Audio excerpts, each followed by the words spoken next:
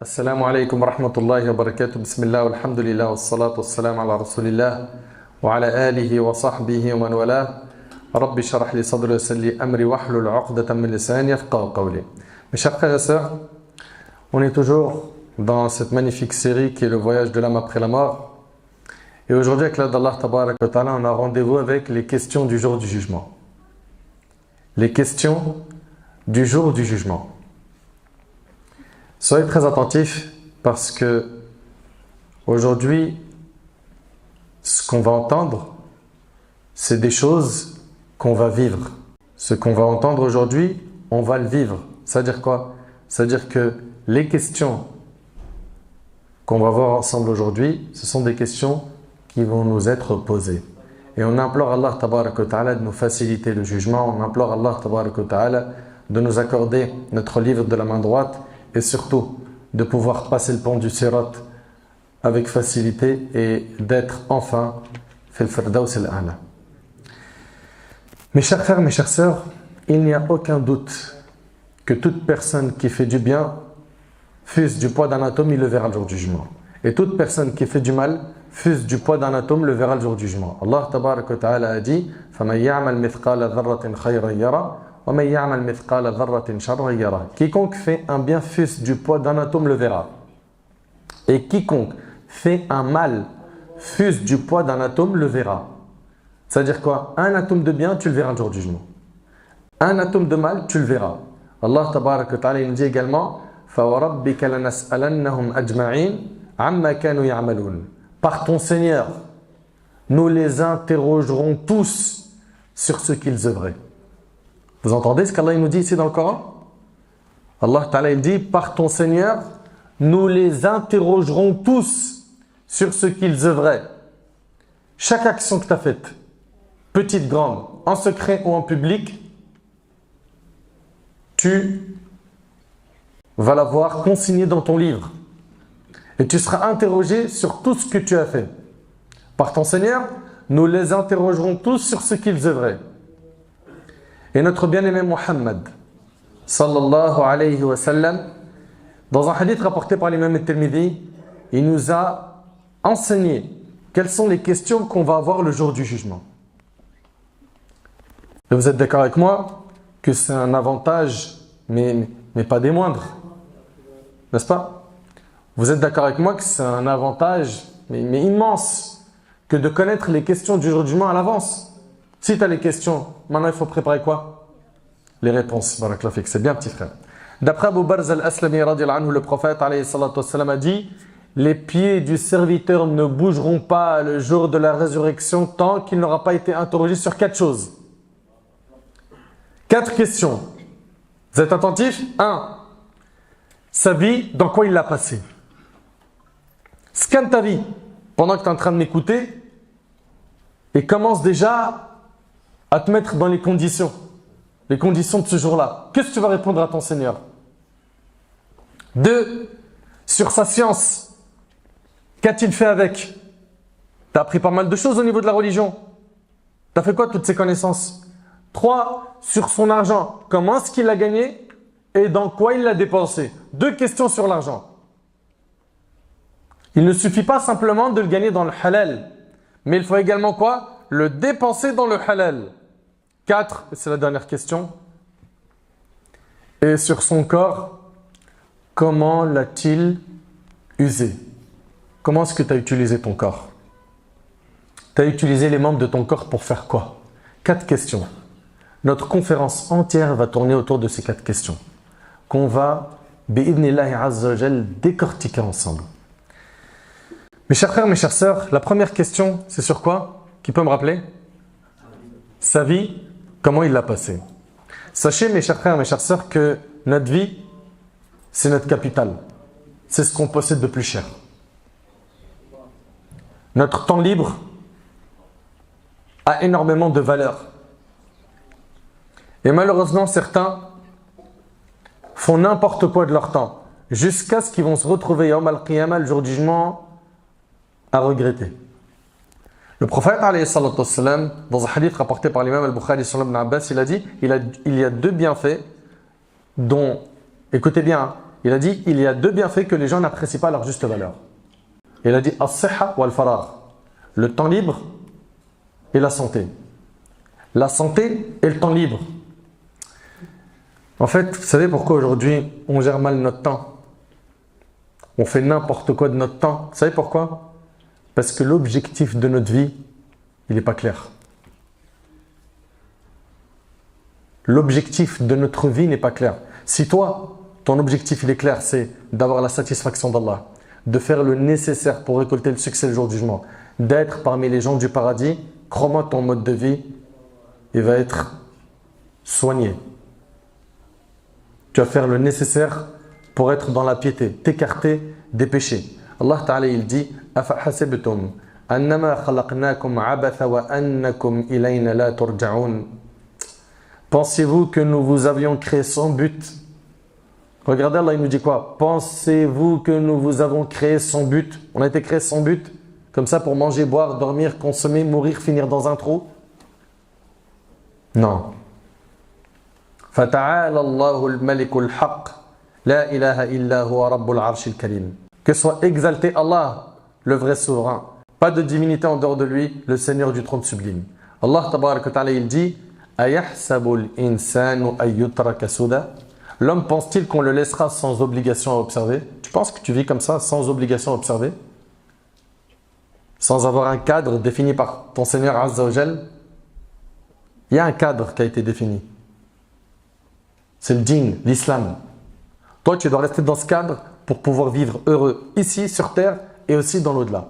Tu sors de ce cadre, wallahi, tu vas goûter aux conséquences douloureuses des péchés dans ce bas monde et aussi dans l'au-delà.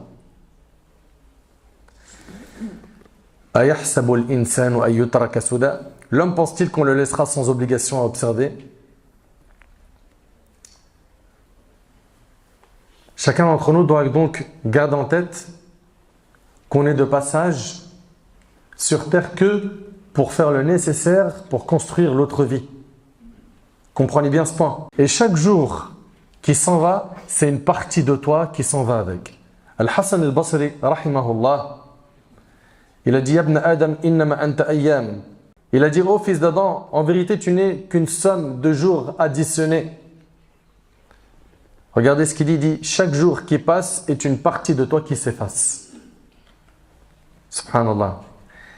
Et Abdullah ibn Mas'ud radiyallahu ta'ala anhu, il a dit la chose que je regrette le plus de ma vie, et ce compagnon-là, c'était un pieux, c'était quelqu'un de savant. C'était un parmi les modèles, parmi les sahaba radiyallahu anhum. Lui, il dit quoi ce compagnon? Il dit la chose que je regrette le plus de ma vie, c'est de voir le soleil se coucher.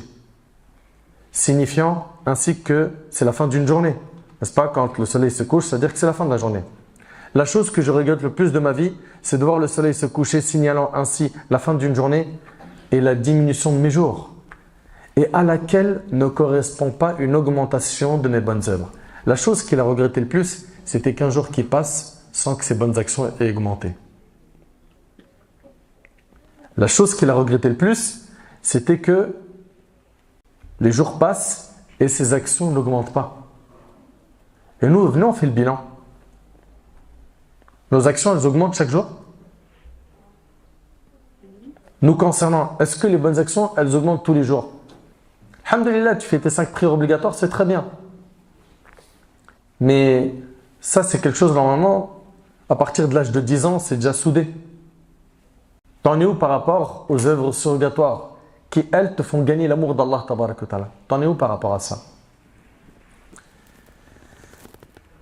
Notre vie, c'est notre capital. Et Allah tabaraka wa ta'ala, il ne nous a pas créés comme ça, il nous a laissé à l'abandon. Non. Allah ta'ala dit وَمَا خَلَقْتُ الْجِنَّ وَالْإِنسِ إِلَّا لِيَعْبُدُونَ. Je n'ai créé les djinns et les hommes que pour qu'ils m'adorent. Et on n'a pas été créé, comprenez donc qu'on n'a pas été créé comme ça sans but. Et on n'a pas été créé pour jouer, nous amuser, nous divertir uniquement. Alors, bien évidemment, se divertir, jouer dans un cadre, tant que c'est limité, c'est pas H24 tout le temps, c'est permis, tant que c'est cadré. Mais vous imaginez, il y en a, leur vie entière, c'est du divertissement, du loisir. Leur vie entière, c'est jouer, s'amuser. Il n'y a pas de moment sérieux, ils ne se prennent pas en main. Le prophète Yahya alayhi salam, le prophète Yahya, Allah Ta'ala il dit وَآتَيْنَاهُ الْحُكْمَ صَبِيًّا. Allah Ta'ala il dit nous lui donnâmes la sagesse alors qu'il était encore enfant. Les gens venaient le voir et lui disaient viens jouer avec nous. Viens jouer avec nous. Il disait Wallahi ma lillahi khuliqna. Par Allah, on n'a pas été créé pour jouer. Il n'est pas question ici d'interdire les jeux. Attention. Ne comprenez surtout pas qu'on est en train de dire qu'on n'a pas le droit de jouer de temps en temps, que ce soit faire du sport, nous divertir, etc. Non. Mais c'est quand ton mode de vie entier, c'est quoi? C'est jouer. Te divertir, t'amuser. Ça, c'est pas normal. En fait, il faut que tu considères que dans ce bas monde, tu es un étranger. Tu es quelqu'un de passage. Et ça, c'est ce que le prophète alayhi salatu wassalam, a enseigné à Abdullah ibn Umar radiyallahu anhuma. Le hadith, il est rapporté par l'imam al-Bukhari. Le prophète alayhi salatu wassalam, il lui a dit, vous connaissez tous par cœur ce hadith quand il lui a dit kun fi dunya ka'annaka gharib aw abir sabil, n'est-ce pas? Il lui a dit, soit dans ce bas monde, tel un étranger ou un voyageur. Toi, comprends également que dans ce bas monde, tu es un étranger. C'est-à-dire que tu es de passage et tu vas retourner là où était notre père Adam, où? Au paradis. Vous savez, on est ici de passage. Quelqu'un, il est de passage, il ne va pas s'attacher à cet endroit dans lequel il y est pour une période qui est temporaire. Ok? Ça ne veut pas dire par là que tu n'as pas le droit de faire des commerces, monter des business, te projeter, avoir des diplômes. Non, pas de problème avec tout ça. Mais garde en tête que nous, on est focus sur l'au-delà. Le plus important pour nous, ce n'est pas ici. Parce qu'ici, c'est éphémère. Cette vie tôt ou tard, elle va disparaître. Okay? On est de passage sur terre. Et Abdullah ibn Umar, il disait, si tu es en vie le soir, n'escompte pas attendre le matin. Écoutez bien, hein? Abdullah ibn Umar, ce compagnon, il disait, si tu es en vie le soir, n'escompte pas atteindre le matin. Et si tu te réveilles, n'escompte pas atteindre le soir. C'est-à-dire, le matin, œuvre et ne remets pas une bonne action au soir. Le soir, œuvre et ne remets pas une bonne action au matin. T'en sais rien. Ça se trouve, tu vas mourir entre-temps. Et il disait, profite de ta santé avant la maladie et de ta vie avant la mort. Et c'est rapporté par le Bukhari. Et dans un autre hadith rapporté par l'imam al-Bayhaqi, le prophète, alayhi salatu wassalam, il lui a dit, sois dans cette vie comme un étranger ou un voyageur qui fait une halte et compte ta personne parmi les gens des tombes. Et compte ta propre personne parmi les gens des tombes. Et le hadith, il est chez l'imam al-Bayhaqi. Mais le problème, vous savez, c'est quoi? C'est que pour pouvoir bien organiser sa vie et rester focus sur l'adoration d'Allah et être un vrai serviteur, une vraie servante d'Allah subhanahu wa ta'ala, qu'est-ce qu'il faut? Il faut que le cœur soit bien entretenu. Mais les cœurs, ils ont durci. Par quoi? Par le matériel. Par l'argent. Par l'amour excessif qu'on a pour ce bas monde. Allah Ta'ala il dit ثُمَّ قَسَتْ قُلُوبُكُم مِّن بَعْدِ ذَلِكَ فَهِيَ كَالْحِجَارَةِ أَوْ أَشَدُّ قَسْوَةً. Il dit puis, et en dépit de tout cela, vos cœurs se sont endurcis. Ils sont devenus comme des pierres, ou même plus durs encore. Ou même plus durs encore. Allah Ta'ala il dit لو أنزلنا هذا القرآن على جبل لرأيته خاشعا متصدعا من خشية الله وتلك الأمثال نضربها للناس لعلهم يتفكرون. Si nous avions fait descendre ce Coran sur une montagne, tu l'aurais vu s'humilier et se fendre par crainte d'Allah. Et ces paraboles, nous les citons aux gens afin qu'ils réfléchissent. Est-ce qu'on réfléchit? Cette montagne qui est de la pierre, si Allah lui avait révélé le Coran, elle aurait ressenti sa valeur. Et nous aujourd'hui, on est musulmans, on a le Coran chez nous. Et hélas, il y a beaucoup de gens qui ne ressentent pas la valeur du Coran. C'est-à-dire quoi? Leur cœur est plus dur que la montagne. Qu'Allah il améliore notre situation. Dans le hadith d'Ibn Omar, il nous enseignait, quand on est au matin, de ne pas remettre une bonne action au soir. Et quand on est au soir, de ne pas remettre une bonne action au matin. Et ça, malheureusement, c'est une maladie qui ronge cette umma, qui s'appelle la procrastination, at-taswif. Le fait de remettre toujours la bonne action à plus tard. Plus tard, je vais me repentir. Plus tard, je prie. Plus tard, le hijab. Plus tard, je m'habille correctement. Plus tard, je change ma coupe. Je sais qu'elle est interdite en islam. Plus tard, j'apprends la religion. Plus tard, j'arrête les relations illicites. Plus tard, j'arrête d'écouter du haram, des sons, des clips qui m'égarent. Plus tard, jusqu'à ce que l'ange de la mort vienne frapper. Et là, c'est trop tard. Il n'y a plus de plus tard, c'est trop tard. Pourquoi remettre les bonnes actions à plus tard? Pour quelle raison? Profite de ta santé, de ta jeunesse, de cette énergie, de ta vie pour te rapprocher d'Allah. Parce que la vraie vie, c'est celle de l'au-delà. Comme nous enseignait le prophète, il a dit, il n'y a de vraie vie que celle de l'au-delà. C'est celle-là, la demeure de la stabilité, la demeure éternelle, la demeure sans fatigue, sans lassitude, la demeure sans faille. On demanda à Ibrahim ibn Adham, rahimahullah, comment as-tu atteint l'ascétisme dans ce bas monde? Comment as-tu atteint l'ascétisme dans ce bas monde? Comment il en est arrivé à un stade où il n'a plus accordé de valeur à ce bas monde? Il répondit avec 3 choses. Écoutez bien s'il vous plaît. Il a dit, j'ai vu que la solitude de la tombe serait atroce et je n'aurais personne pour me tenir compagnie. La solitude de la tombe, elle est atroce. Nous, aujourd'hui, notre hantise, c'est de nous retrouver seuls. C'est pour ça qu'aujourd'hui, on est devenus des drogués devant nos smartphones. Parce que je suis seul, il n'y a plus personne, il n'y a pas un humain autour de moi. Donc on est parti, je me connecte. J'ai besoin d'être connecté tout le temps. D'ailleurs, hier, dans une conférence, on en parlait. On disait aujourd'hui, quand un parmi nos frères ou une parmi nos sœurs, il n'a plus de batterie ou il lui reste 2%, regardez comment il est. Un drogué. Il va voir les gens avec la tête d'un drogué. Excuse-moi, est-ce que tu n'aurais pas juste un câble, s'il te plaît? Enfin, il va s'éteindre.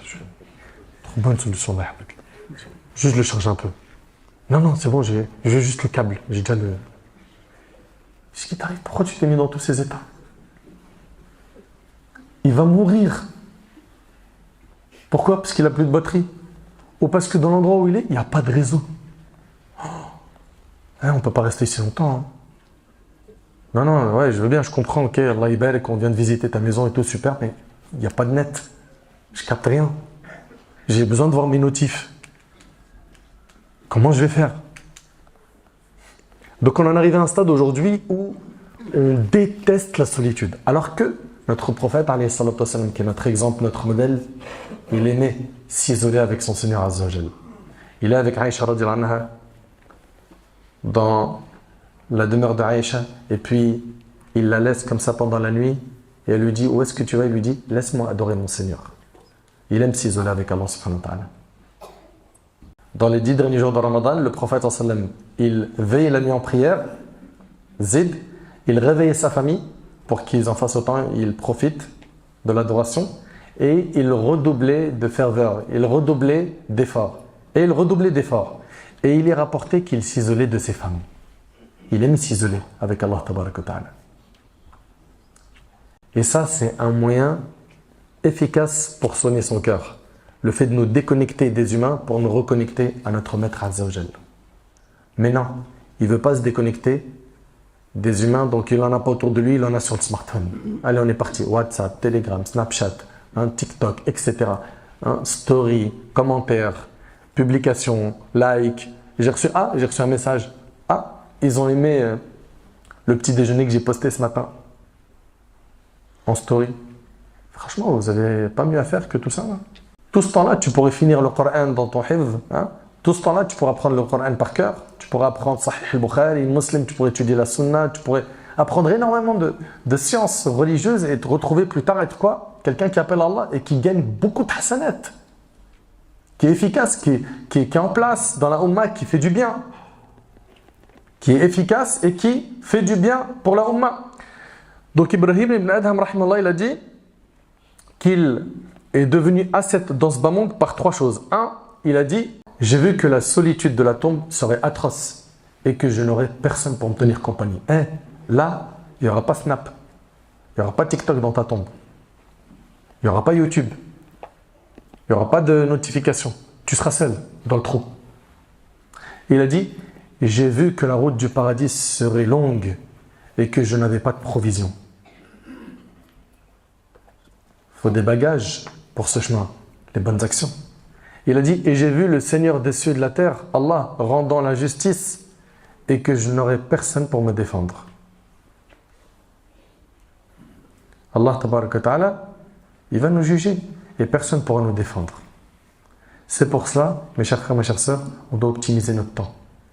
Et ne pas nous retrouver à être comme certains, malheureusement, qui vivent, écoutez bien, il ne faut pas qu'on se retrouve comme certains, malheureusement, qui courent H24 derrière l'argent. Il n'y a plus rien dans leur cerveau à part des euros, des dollars, des chiffres. Rien d'autre. Ce qui occupe son esprit, c'est d'être propriétaire, acheter, vendre, gagner de l'argent, faire plus d'argent. Un boulot, ça ne suffit pas. J'en mets un deuxième. Un deuxième, ça ne me suffit pas. Pourquoi pas un troisième? Et je bâcle mes prières jusqu'à ce que je les fais sortir de leur temps. Puis après, je l'abandonne complètement. Mais je suis content. Pourquoi? Parce qu'à 25 ans, à 30 ans, j'ai des centaines de milliers d'euros dans mon compte. Est-ce que tu oublies que la personne qui va avoir son livre de la main gauche le jour du jugement, il dira quoi? Ma aghna anni maliya, ma fortune ne m'a servi à rien. T'oublies ça? C'est dans le Coran, dans Surat Al-Haqqa. Pourquoi est-ce que tu ne réfléchis pas? Le jour du jugement, il va dire « Mon argent m'a servi à rien ». Mais on ne réfléchit pas. Bien évidemment, ici, on parle de qui? De la personne qui a eu son livre de la main gauche.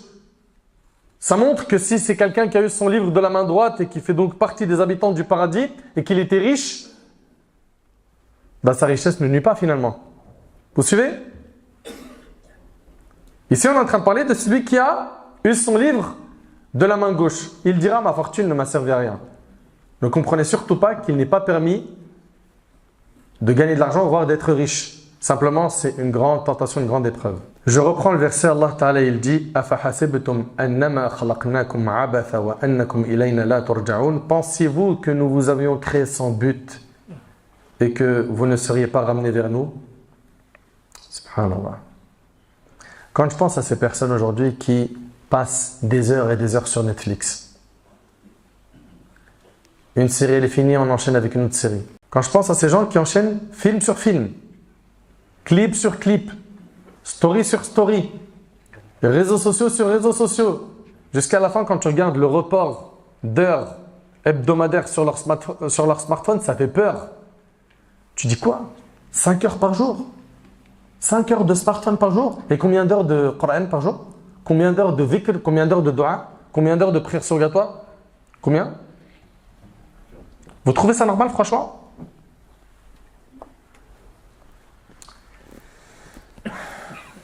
Chaque jour qui s'en va, tu es en train de faire un pas vers l'avant, vers ta tombe.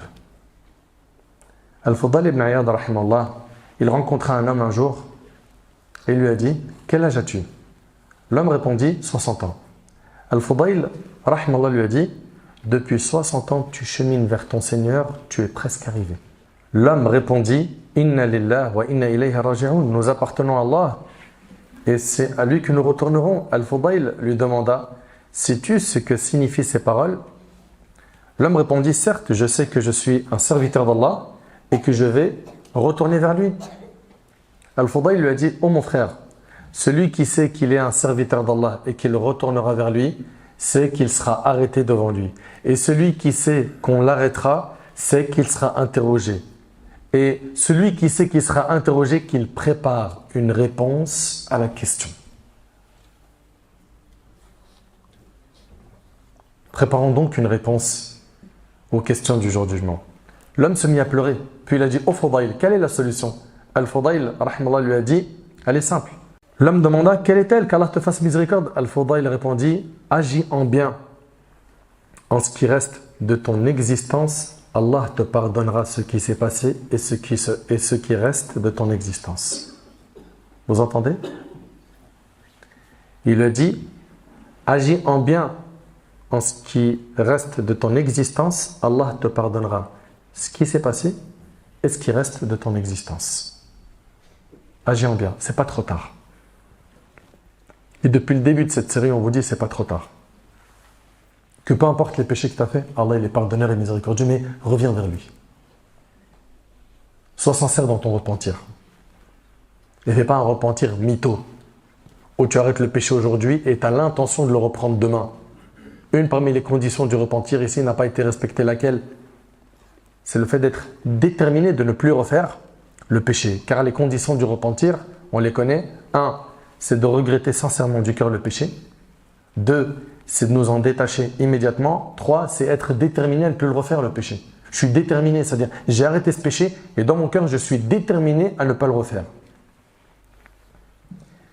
Mes chers frères, mes chères sœurs, la première question, on vient de la voir dans ce hadith, c'est quoi?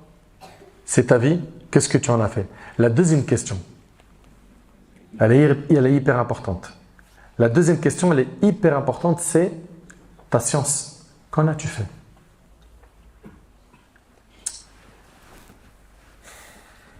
Malheureusement, il y a beaucoup de gens, et j'implore Allah subhanahu wa ta'ala de me préserver ainsi que vous, de tomber dans ce fléau. Il y a beaucoup de gens qui ont appris et qui ne mettent pas en pratique. Tu seras questionné sur ce que tu as appris. Analyse un petit peu ta situation. Regarde combien de discours tu as entendu, combien de khutbah de Jumu'ah tu as entendu, combien de livres de religion tu as lus, combien d'années tu as étudié la religion, combien de rappels tu as entendu, combien de vidéos de rappels tu as visionné. Et de toute cette science, qu'est-ce que tu as mis en pratique? Tu auras une question concernant cette science. Est-ce que tu l'as mis en pratique, oui ou non? Beaucoup de gens apprennent, enseignent le bien, mais ne le pratiquent pas eux-mêmes. Allah Ta'ala dit « Ya ayyuhalladhina amanu, lima taquluna ma la taf'alun. Kabura maqtan 'inda Allahi an taqulu ma la taf'alun. » Allah Ta'ala dit « Oh vous qui avez cru, pourquoi dites-vous ce que vous ne faites pas? C'est une grande abomination auprès d'Allah que de dire ce que vous ne faites pas. Allah Ta'ala dit Ata'muruna an-nasa bil birr wa tansawna anfusakum wa antum tatluna al-kitab afala ta'qilun. Commanderiez-vous aux gens de faire le bien? Commanderez-vous aux gens de faire le bien et vous oubliez vous-même de le faire? Alors que vous récitez le livre, êtes-vous dépourvu de raison? Tu trouves ça normal, toi, que tu dis aux gens faites le bien, et toi tu es le dernier à le faire? La science de la religion a énormément de valeur dans notre dîn. La science, on dépense pour elle l'argent, pour faire talab al-ilm, pour voyager, s'asseoir auprès des savants. Subhanallah, à l'époque des pieux prédécesseurs, ils voyageaient des mois pour apprendre un hadith. Un hadith du prophète sallallahu alayhi wa sallam. Ils voyageaient longtemps pour étudier chez des ulama. Et aujourd'hui, ils sont où ceux qui dépensent leur argent dans ces nobles causes? Ils sont où? La science, on dépense pour elle l'argent. La science, on sacrifie pour elle notre existence. La science, on sacrifie pour elle tout notre temps. La chose la plus précieuse pour laquelle on sacrifie est al-ilm. Et Allah n'a pas ordonné à son prophète, sallallahu alayhi wa sallam, de rechercher une augmentation en quoi que ce soit, sauf dans la science. Allah Ta'ala a dit au prophète, sallallahu alayhi wa sallam, de dire « Wa qur rabbi zidni ilma » et il dit « Oh mon Seigneur, accrois mes connaissances ». Et Allah Ta'ala a élevé le rang des savants. Allah Ta'ala a dit Innama yakhsha Allah min ibadihi al-ulama. Parmi ses serviteurs, seuls les savants craignent Allah. Pourquoi? Parce que plus tu apprends à connaître Allah, mieux tu l'adores. Plus tu apprends à connaître Allah, plus tu as de la pudeur de le désobéir. Plus tu apprends à connaître Allah, plus tu es pieux. Mieux tu pratiques. Parmi ses serviteurs, seuls les savants craignent Allah. Allah est certes puissant et pardonneur. Allah Ta'ala dit également Yarfa'illahu alladhina amanu minkum walladhina utul ilma darajat. Allah élèvera en degré d'entre vous. Écoutez bien. Allah élèvera en degré ceux d'entre vous qui auront cru et ceux qui auront reçu le savoir. Allah, il les élève en degré. Les savants, Allah subhanahu wa ta'ala, il a élevé leur rang. Allah est parfaitement connaisseur de ce que vous faites. Allah tabaraka wa ta'ala nous dit également شهد الله أنه لا إله إلا هو والملائكة والملائكة c'est tout? Non. وأولو العلم قائما بالقسط لا إله إلا هو العزيز الحكيم. Allah atteste. Et aussi les anges et les doués de science. Subhanallah, Allah a fait témoigner les savants de son unicité. Allah atteste, et aussi les anges et les doués de science, qu'il n'y a point de divinité à part lui. Le mainteneur de la justice, point de divinité à part lui, le puissant, le sage. Et dans le hadith qui est rapporté par Bukhari et Muslim d'après Abdullah ibn Amr, radiallahu anhu an jami'a sahaba, le prophète sallallahu alayhi wa sallam a dit, certes Allah ne fera pas disparaître la science en l'enlevant des cœurs des serviteurs, Mais comment la science elle va disparaître? Je vous écoute. Par la mort des savants. Par la mort des savants. Par la mort des savants. Mais il l'a fait disparaître par la mort des savants. C'est une immense calamité que de perdre des savants. C'est une catastrophe, une musiba. Le prophète me dit au point où lorsqu'il ne restera plus de savants, les gens prendront des ignorants comme dirigeants, comme guides, qui seront questionnés. Alors ils vont répondre sans science. Et ainsi vont s'égarer et vont égarer. Et dans un hadith, le prophète sallallahu alayhi wa sallam, il a dit, vous connaissez ce hadith par cœur, il a dit, Man yuridillahu bi khayra yufaqihu fi din, il a dit, rapporté par Bukhari Muslim, d'après Muawiyah radiyallahu anhu, celui à qui Allah veut du bien, il lui accorde la compréhension de la religion. Et soyez très attentifs, s'il vous plaît. Apprendre et comprendre, c'est pas la même chose. Il y a beaucoup de gens qui ont appris beaucoup de connaissances dans la religion, mais malheureusement, ils n'ont pas compris, ou ils ont peu compris, ou pas assez compris. La compréhension de la religion, c'est ce qui va faire de toi quelqu'un d'épanoui. Et si Allah subhanahu wa ta'ala t'accorde ce bienfait d'être un talib ilm, un demandeur de science, sache qu'Allah il veut de toi du bien. Mais c'est immense. Et aussi, par cette science, tu peux être la cause de la guider des gens qui t'entourent, des gens autour de toi, ou même sur le net, en faisant la da'wah, en appelant Allah. Le prophète, alayhi salatu wassalam, quand il a envoyé Ali ibn Abi Talib, le hadith, il est rapporté par Bukhari Muslim, à Khaybar. Qu'est-ce qu'il a dit à Ali, radiyallahu anhu? Il lui a dit, par Allah, qu'Allah guide à travers toi un seul homme est meilleur pour toi que de posséder des chamelles rousses. Et les chamelles rousses, c'était la richesse qu'ils avaient à l'époque. C'est-à-dire, c'est comme si on disait, si Allah il guide par ta cause une personne, c'est mieux que ce bas monde et ce qu'il contient. C'est mieux que les richesses de ce bas monde. Vous suivez? Mais pour pouvoir être quelqu'un qui va faire da'wah, appeler les gens à Allah, il te faut un bagage. Il faut que tu étudies. Et dans le hadith d'Abu Darda, radiyallahu anhu, le prophète, alayhi salatu wassalam, il a dit, celui qui emprunte un chemin par lequel il recherche une science, si tu prends un chemin pour talab al-ilm, pour apprendre la religion, Allah, dit le prophète, lui fait prendre par cela un chemin vers le paradis. Allahu Akbar. Et le hadith, il est rapporté par Abu Daoud.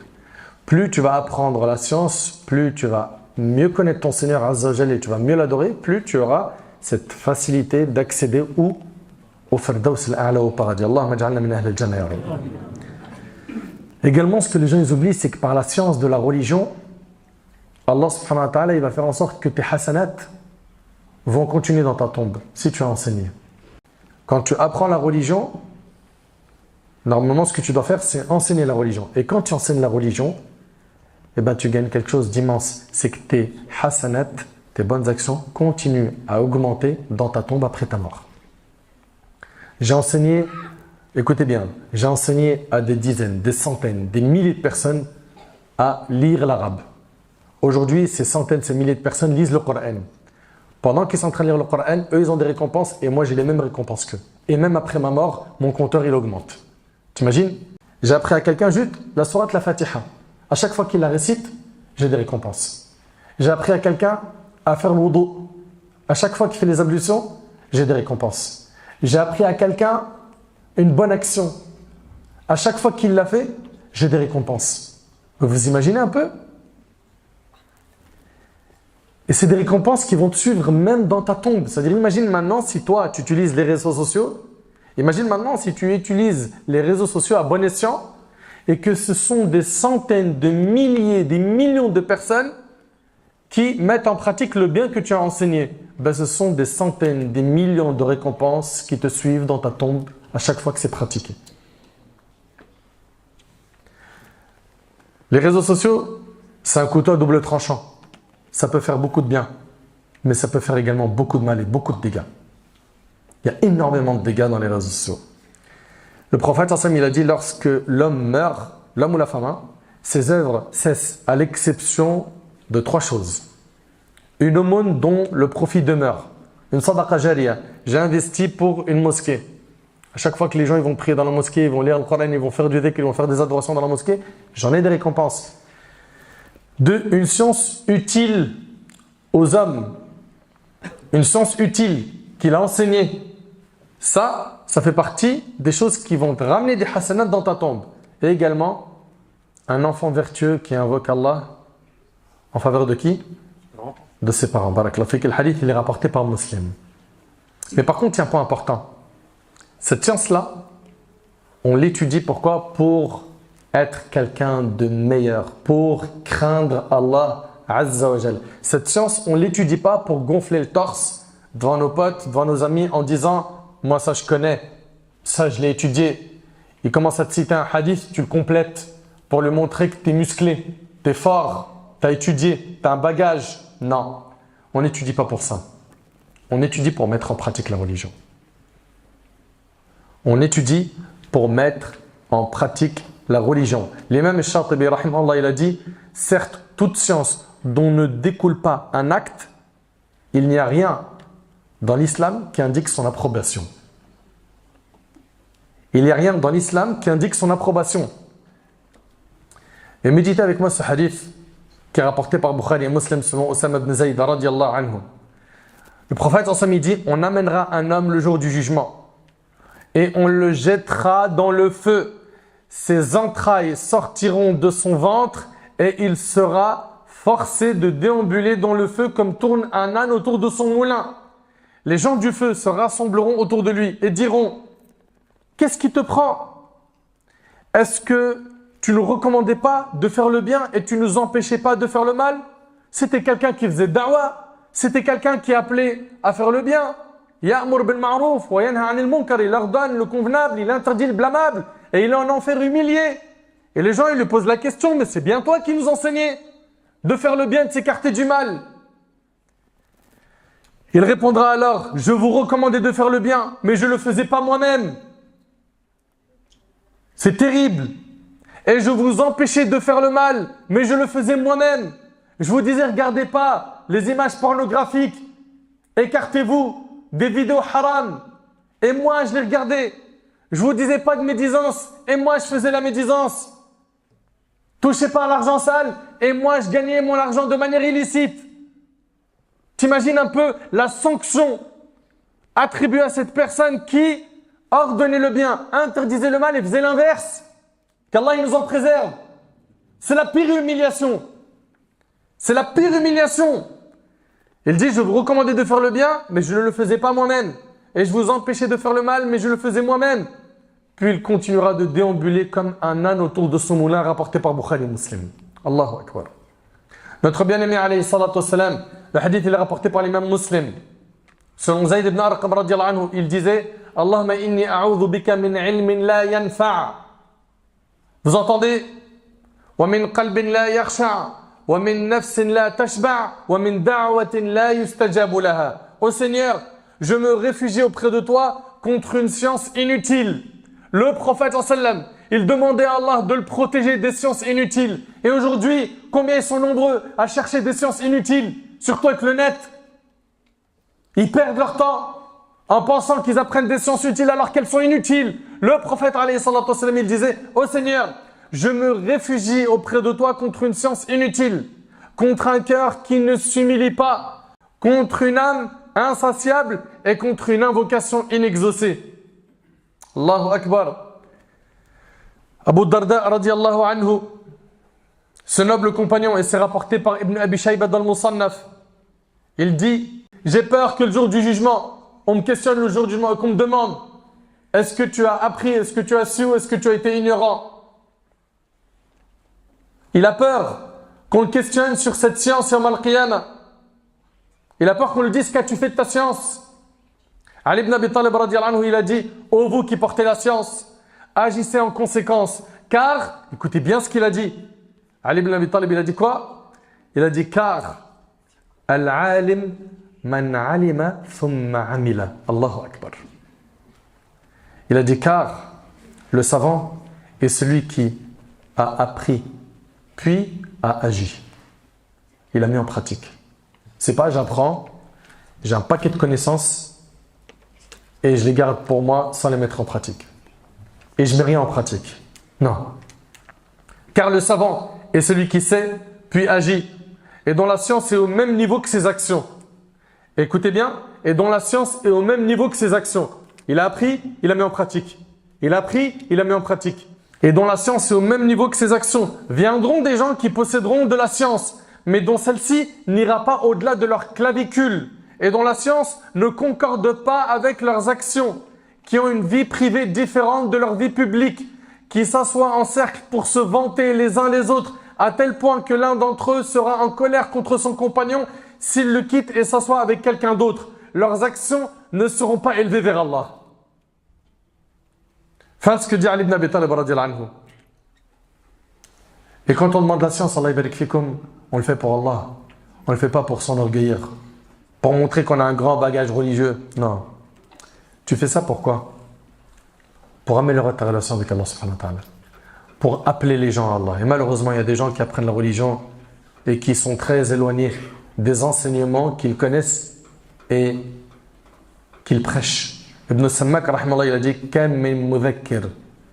Ibn Sammak, rahimahullah, il a dit « Kam min mudhakkir billah wa huwa nasin lillah ». Allahu Akbar. Il a dit combien il y a de personnes qui rappellent aux gens Allah alors qu'eux-mêmes ont oublié Allah. Wa kam min mukhawif min Allah wa huwa jari' ala Allah. Et combien de personnes ils mettent en garde les gens contre le châtiment d'Allah, la colère d'Allah, alors qu'eux-mêmes ils sont audacieux envers leur Seigneur Azza wa Jal. Wa kam min muqarrib ila Allah wa huwa ba'id 'anillah. Et combien de personnes rapprochent les gens d'Allah alors qu'eux-mêmes ils sont éloignés d'Allah. Fallah mahfadna ya Rabb. Qu'Allah subhanahu wa ta'ala nous préserve et qu'Allah nous pardonne nos manquements. Et qu'Allah nous permette de mettre en pratique ce qu'on a appris. Comprends donc mon frère ainsi que ma soeur qu'on sera interrogé sur notre science. Qu'est-ce qu'on en a fait? Qu'est-ce qu'on en a fait? Troisième question, qui s'en rappelle? Son argent. Comment il l'a gagné?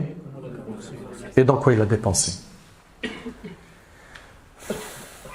Allah tabarak wa ta'ala dit Al-mal wal-banouna zinatul hayatid dunya. Les biens et les enfants sont l'ornement de la vie de ce monde. Allah ta'ala il dit Al-mal wal-banoun zinatul hayatid dunya. Les biens et les enfants sont l'ornement de la vie de ce bas monde. Subhanallah. L'argent, c'est un bienfait pour quiconque le dépense dans les nobles causes. L'argent, c'est un bienfait pour quiconque le gagne de manière licite, halal, et le dépense dans les nobles causes. Et quand je pense à ceux qui gagnent leur argent de manière illicite, avec les pots de vin, rachwa, ou bien avec riba, les intérêts, ou bien ceux qui vont voler, s'emparer des biens d'autrui de manière injuste, toutes ces personnes-là sont dans un grand danger s'ils ne se repentent pas. Nous, on a droit, en islam, on a le droit d'envier quelqu'un qui a de l'argent. Mais pas n'importe qui. C'est quelqu'un qui a de l'argent et qui dépense cet argent dans les nobles causes. Le prophète, ensemble, il a dit, l'envie n'est permise que dans deux choses. Un homme à qui Allah lui a donné la science, il connaît la religion, il connaît le Coran, et qui enseigne cette science aux autres. Et un homme à qui Allah subhanahu wa ta'ala a donné de l'argent et dépense dans les nobles causes. Eux, tu as le droit de les envier. Eux, tu as le droit de les envier. Et d'ailleurs, je vais vous dire quelque chose. Dans un hadith, c'est le hadith d'Abu Kabsha qui est rapporté par Tirmidhi, le prophète il nous a dit que ce bas monde, il appartient à 4 types de personnes. Le premier, écoutez bien, et essayez de regarder, vous êtes lequel de ces 4. Il a dit le premier, c'est un serviteur à qui Allah subhanahu wa ta'ala a donné de l'argent et de la science. Ok? Il a l'argent, il a la religion. Avec cela, il pratique la taqwa, donc la piété. Ok? Il lit ses liens de parenté et sait qu'Allah a un droit dessus. Celui-ci est dans le meilleur des degrés. Donc c'est quelqu'un qui a l'argent et la religion. Lui, forcément, cet argent-là, il va bien l'utiliser. On est d'accord ou pas? Très bien. Deuxième type de serviteur, c'est quelqu'un à qui Allah subhanahu wa ta'ala a donné la science, donc il a la religion, mais il n'a pas d'argent. Et qui dit quoi? Et qui dit, si j'avais de l'argent, j'aurais certes agi comme un tel, comme le numéro 1. Le prophète me dit ainsi, avec son intention, il est dans la récompense égale au premier. Donc à toutes ces personnes qui sont pauvres aujourd'hui, qui n'ont pas d'argent et qui se disent si seulement j'avais de l'argent comme cette personne riche, mais juste avec ton intention, tu peux gagner les récompenses de cette personne-là. En disant si moi j'avais l'argent que lui il avait, j'aurais fait la même chose. Donc place des bonnes intentions. 3. Un serviteur à qui Allah a donné de l'argent mais il ne lui a pas donné la science. Il a beaucoup d'argent mais il n'a pas la religion. On vous fait un dessin du cadre de sa vie? On ne fait pas de dessin. C'est quelqu'un qui va utiliser son argent, son énergie pour désobéir à Allah subhanahu wa ta'ala, qui va commettre énormément de péchés, de turpitudes. Lui, le prophète dit, il ne pratique pas la taqwa de son Seigneur. Il ne craint pas Allah. Il ne lit pas ses liens de parenté et ne sait pas qu'Allah a un droit dessus. Celui-ci est dans les plus mauvais degrés. Et le prophète, il dit, un serviteur à qui Allah n'a donné ni argent ni science. Il n'a ni l'argent, il n'a ni dîne. Et qui dit, si seulement j'avais de l'argent, j'aurais agi comme qui? Comme le numéro 3. C'est-à-dire, il n'a pas d'argent, il n'a pas la religion. Il dit, ah, si on pouvait avoir de l'argent. Ah, moi aussi. Hein. Ah, toutes les semaines, je change de petite copine. Toutes les semaines, je prends l'avion, je pars avec elle, je fais mon haram, je reviens, je change, je rebelote. Oh là là, purée. Ah, si j'avais de l'argent. Si seulement j'avais de l'argent, je pourrais aller en soirée, je pourrais faire du haram, etc. Bah, t'imagines cette personne-là qui est la numéro 4, qui n'a rien, pas d'argent et pas de dîne. Son souhait, c'est d'être comme le numéro 3. Le prophète, il dit, ainsi avec son intention, il est dans le péché égal au précédent. C'est terrible. Vous êtes d'accord avec moi que malheureusement, il y en a beaucoup de numéro 4. Non, mais qu'on se dise les choses clairement. C'est vrai ou pas? Il y en a plein. Moi, je kifferais, moi. Je fais tel haram. Hein, j'enchaîne meuf sur meuf.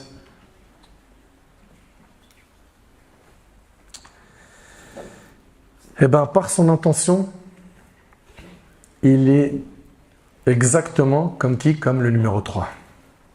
La hawla wa la quwwata illa billah. Soyons donc soit des numéros 1, soit des numéros 2. Vous avez compris que pour nous, on n'a pas d'autre choix que d'être 1 ou 2. Jamais 3, jamais 4. En vrai, quand on réfléchit sur l'histoire de l'argent, le plus intelligent parmi nous, c'est celui qui va investir un maximum pour l'au-delà. Dès qu'il entend qu'il y a un bon projet, allez hop, je mets la main à la poche. Et il ne se lasse pas de faire des aumônes.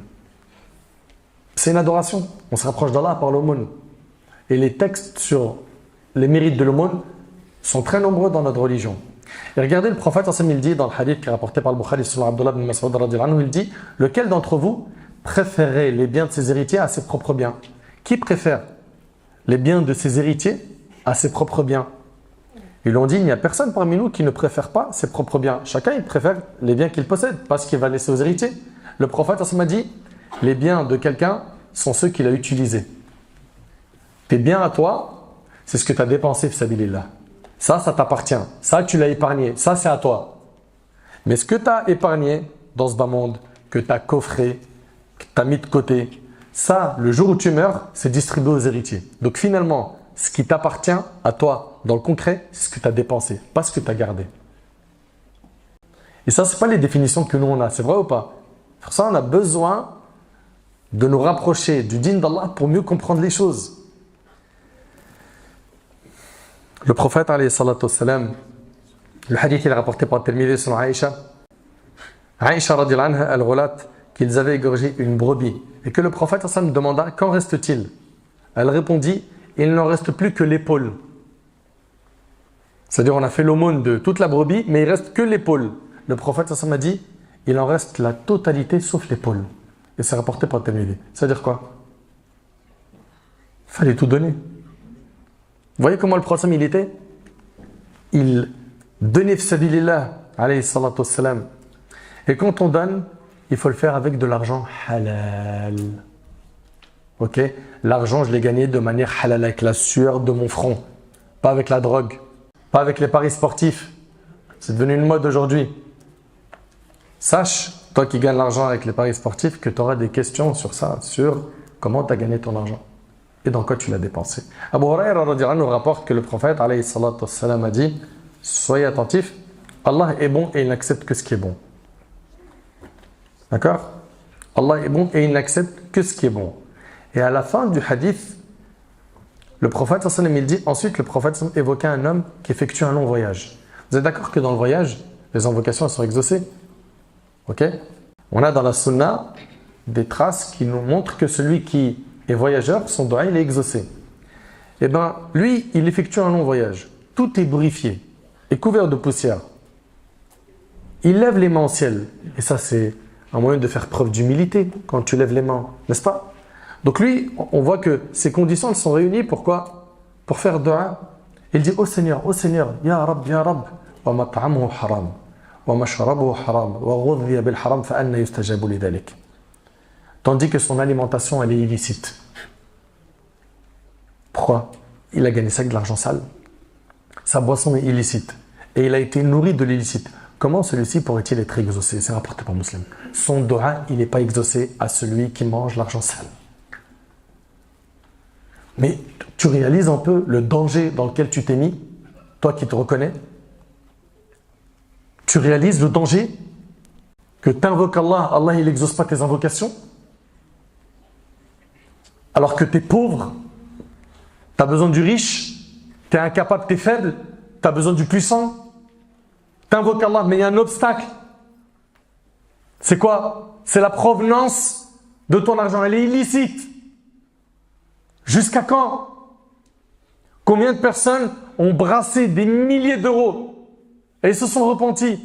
Est-ce que tu penses qu'Allah il les a abandonnés, ils n'ont pas mangé à leur faim? Non, le prophète ensemble, qu'est-ce qu'il nous enseignait? Que celui qui délaisse quelque chose pour Allah, Allah il le remplace par quelque chose de meilleur.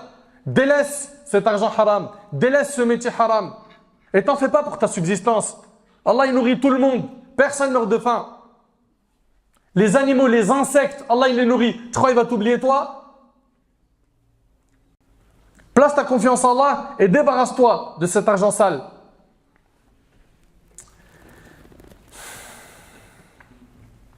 On sera donc questionné, Yawm al-Qiyamah, sur notre argent. Comment on l'a gagné, dans quoi on l'a dépensé. La dernière question, c'est sur le corps. Comment est-ce qu'on l'a utilisé? Allah Ta'ala dit « Inna as-sam'a wal-basara wal-fu'ada kullu ula'ika kana anhu mas'oula » Allah Akbar. L'ouïe, la vue et le cœur, sur tout cela en vérité on sera interrogé. Je ne sais pas si on réalise. Allah subhanahu wa ta'ala, il nous parle de ces personnes dont les membres de leur corps vont témoigner contre eux le jour du jugement.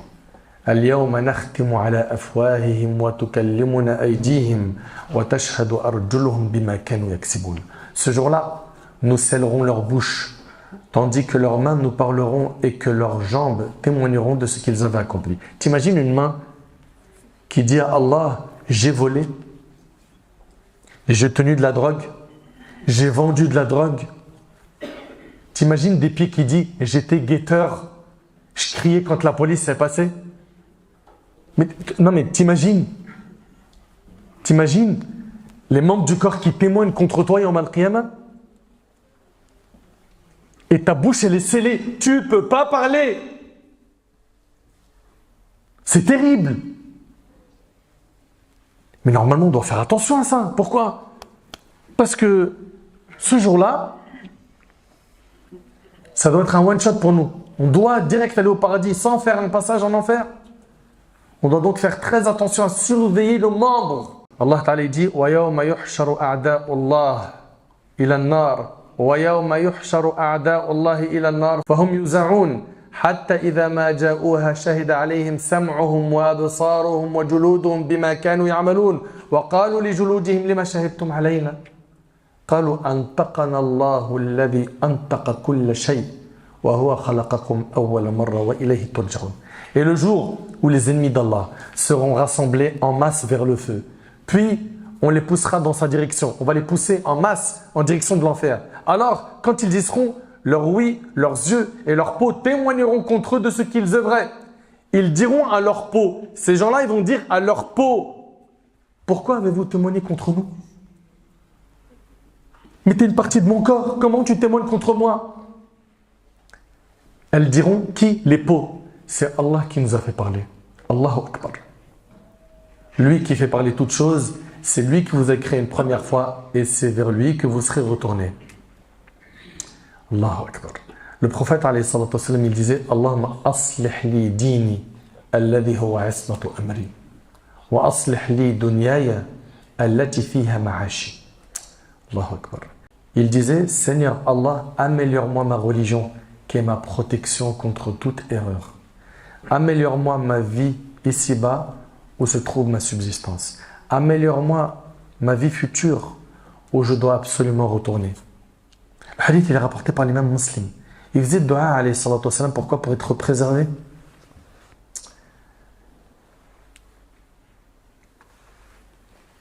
Allah Ta'ala nous dit Hatta idha ja'a ahaduhum al-maut qala rabbi irji'un. Pourquoi? La'alli a'malu salihan fima tarakta. Et lorsque la mort vient à l'un d'eux, il dit Seigneur, fais-moi revenir sur terre. Pourquoi? Pourquoi revenir sur terre? La'alli a'malu salihan fima tarakta. Afin que je fasse du bien dans ce que j'ai délaissé. T'imagines, il y a des gens au moment de leur mort qui vont dire Ya Rab, fais-moi revenir sur terre. Il y a des gens, Yawm al-Qiyamah, ils vont souhaiter revenir sur terre. Pourquoi? Pour faire le bien. Quelle sera la réponse d'Allah? Kalla. Innaha kalimatun huwa qailuha. Non. C'est simplement une parole qu'il dit. Wa min wara'ihim barzakhun ila yawm yub'athun. Derrière eux, cependant, il y a une barrière jusqu'au jour où ils seront ressuscités. Mon frère ainsi que ma sœur, le prophète, alayhi salatu wassalam, dans ce hadith qui est très important, et on arrive à la fin de cette conférence, il dit, c'est rapporté par Ibn Majah selon Zayd ibn Thabit, il dit, alayhi salatu wassalam, celui dont la principale préoccupation est ce bas monde. Allah mettra ses affaires en désordre.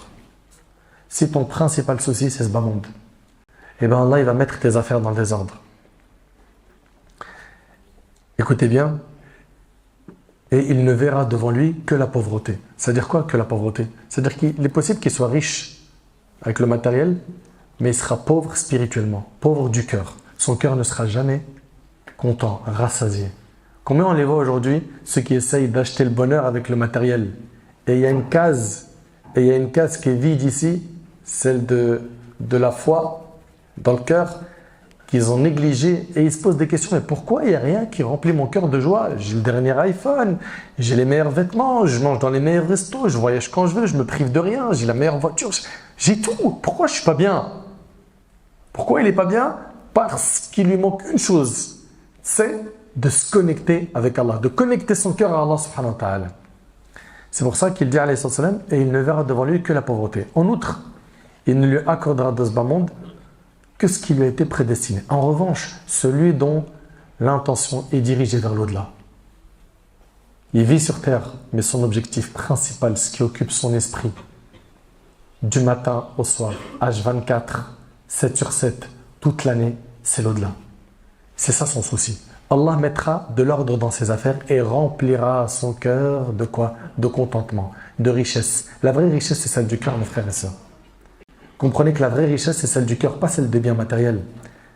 Et les biens de ce monde viendront alors à lui contraints et forcés, c'est rapporté par Ibn Majah. C'est-à-dire, en deux mots, regardez ce que ça donne. Je cours derrière ce bas monde comme un fou en négligeant mon dîn. Qu'est-ce qui se passe? Je n'aurai finalement de ce bas monde que ce qu'Allah m'a écrit, et je vais me fatiguer et je ne serai jamais rassasié. Je ne serai jamais satisfait. De l'autre côté, si je cours derrière l'au-delà et que j'en fais mon objectif principal, Allah il va mettre la richesse dans mon cœur, je serai apaisé intérieurement, et ce bas monde il va me courir après, il va me venir, il me sera présenté sur un plateau sans que je fasse d'effort. Tu voulais le mariage et tu étais pieux, tu étais dans la religion, le mariage il va venir facilement. Tu voulais un poste, un bon travail, tu voulais la baraka, la bénédiction dans ta vie, tout va devenir facilement. Pourquoi? Parce que tu as ciblé l'au-delà. Donc comprends qu'en fait quand tu cibles l'au-delà, tu gagnes en fait ce bas monde et l'au-delà. Mais quand tu cibles ce bas monde, tu perds l'au-delà et finalement tu te fatigues et tu n'as pas ce que tu veux dans ce bas monde. Allah Ta'ala il a dit وَمَن يَتَّقِ اللَّهَ يَجْعَلْ لَهُ مَخْرَجًا وَيَرْزُقْهُ مِنْ حَيْثُ لَا يَحْتَسِبُ. Et quiconque craint Allah, il lui donnera une issue favorable et il lui accordera ses dons par des moyens sur lesquels il ne comptait pas. Crains donc Allah. Crains donc Allah et fais que ton souci majeur soit quoi?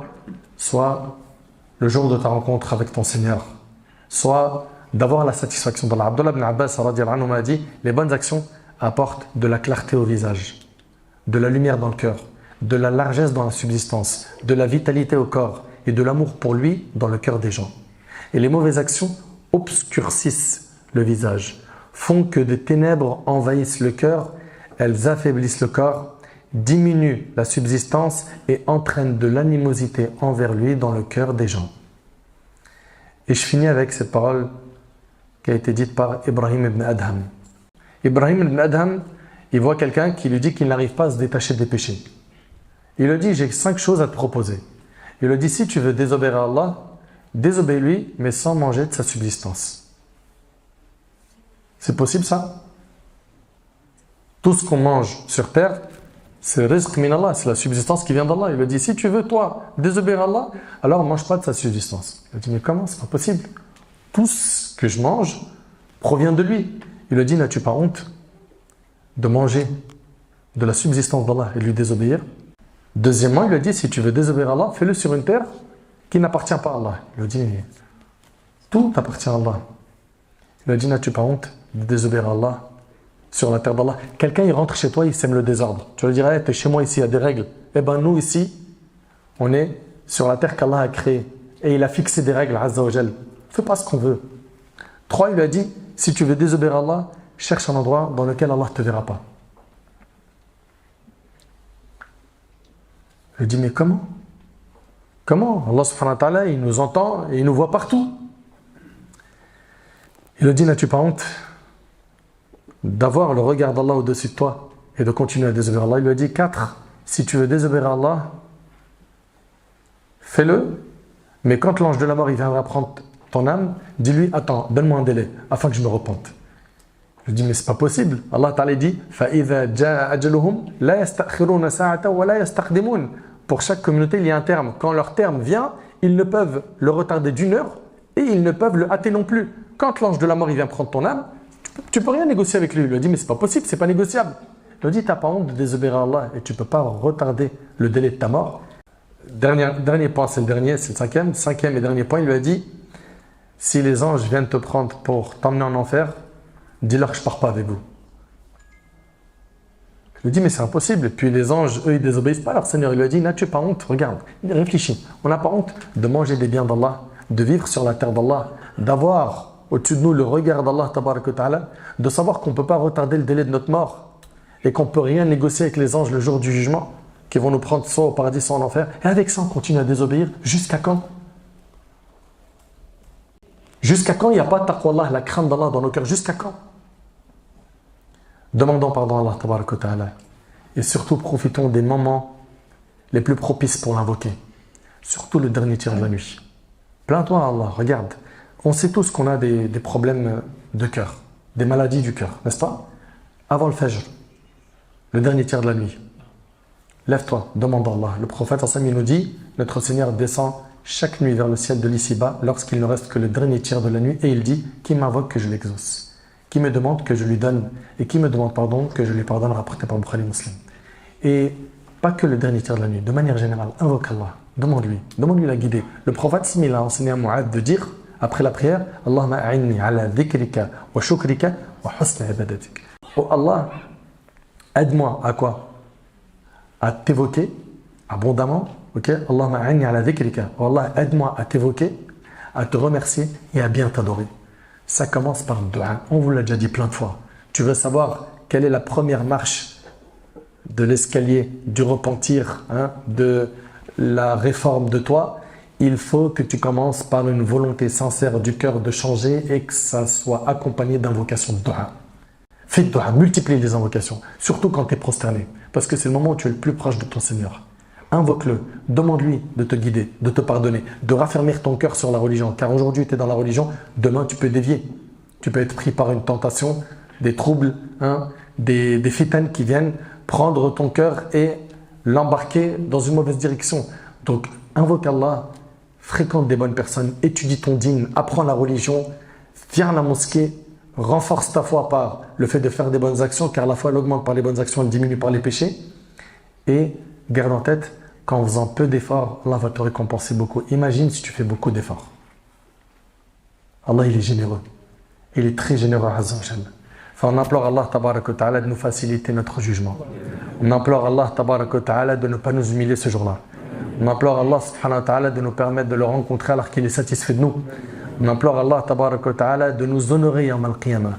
On implore Allah subhanahu wa ta'ala de nous accorder à tous et à toutes notre livre de la main droite.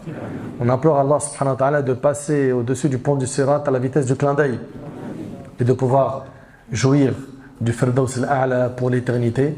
Qu'Allah subhanahu wa ta'ala nous accorde surtout de mourir sur la piété et d'avoir le Firdaus. Sallallahu subhanahu wa ta'ala yanfa'ni bima qultu wa yanfa'akum bima sami'tum.